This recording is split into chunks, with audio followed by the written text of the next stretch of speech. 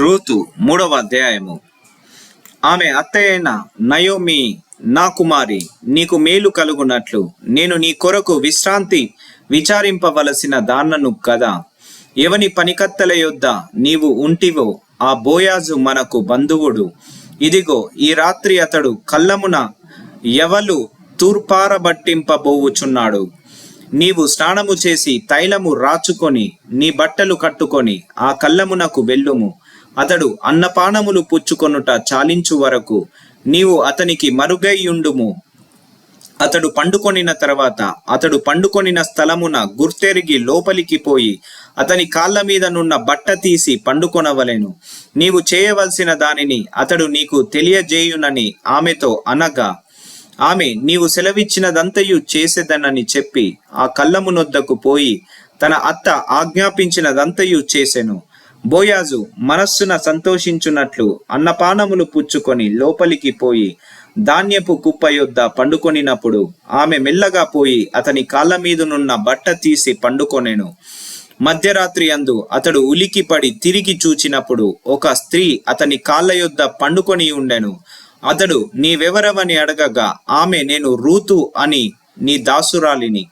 నీవు నాకు సమీప బంధుడవు గనుక నీ దాసురాలి మీద నీ కొంగు కప్పుమనగా, అతడు, నా కుమారి, యెహోవా చేత నీవు దీవెన నొందిన దానవు. కొద్దివారినే గాని గొప్పవారినే గాని యవనస్తులను నీవు వెంబడింపక యుండుట వలన నీ మునుపటి సత్ప్రవర్తన కంటే వెనుకటి సత్ప్రవర్తన మరి ఎక్కువైనది. కాబట్టి నా కుమారి, భయపడకుము. నీవు చెప్పినదంతయు నీకు చేసేదను. నీవు యోగ్యురాలవని నా జనులందరూ ఎరుగుదురు. నేను నిన్ను విడిపింపగలవాడను. మాట వాస్తవమే. అయితే నీకు నాకంటే సమీపమైన బంధువుడొకడున్నాడు. ఈ రాత్రి యుండుము. ఉదయమున అతడు నీకు బంధువని ధర్మము జరిపిన ఎడల సరి, అతడు విడిపింపవచ్చును. నీకు బంధువని ధర్మము జరుపుటకు అతనికి ఇష్టము లేకపోయిన ఎడల యెహోవా జీవముతోడు నేను నీకు బంధువని ధర్మము జరపెదను. ఉదయము వరకు పండుకొనుమని చెప్పెను. కాబట్టి ఆమె ఉదయం వరకు అతని కాళ్ళ యొద్ద పండుకొని ఒకరినొకడు గుర్తించుపాటి వెలుగు రాకముందు లేచెను.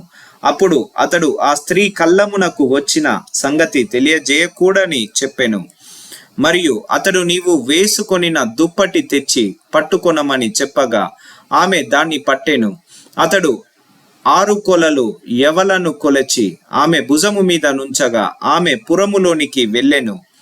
ఆమె తన అత్త ఇంటికి వచ్చినప్పుడు అత్త, నా కుమారి, నీ పని ఎట్లు జరిగెనని అడుగగా ఆమె ఆ మనుష్యుడు తనకు చేసినదంతయు తెలియజేసి, నీవు వట్టి చేతులతో నీ అత్త ఇంటికి పోవద్దని చెప్పి అతడు ఈ 6 కొలల యవలను నాకిచ్చెననెను. అప్పుడు ఆమె, నా కుమారి, ఈ సంగతి నేటి దినమున నెరవేర్చి తేనె కాని ఆ మనుష్యుడు ఊరకుండడు గనుక ఇది ఎలాగు జరుగునో నీకు తెలియవరకు ఊరుకుండుమనెను.